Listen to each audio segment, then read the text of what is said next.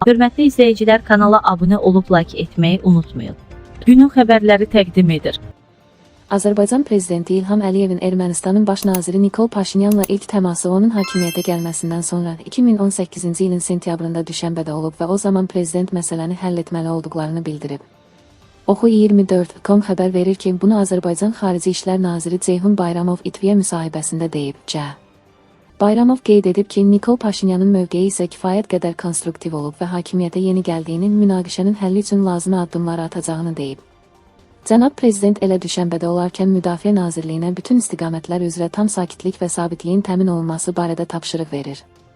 Nikol Paşinyanla ölkələr arasında bir qaynar xəttin təşkilinə razılıq əldə olunur və bu xətt formalaşdırılır ki, hansısa gərginlik olduqda dərhal tərəflər sabitliyi təmin etmək üçün addım atırlar. Paşinyandan Əliyevə qəribə sual: İstəyirsiniz məni öldürsülər?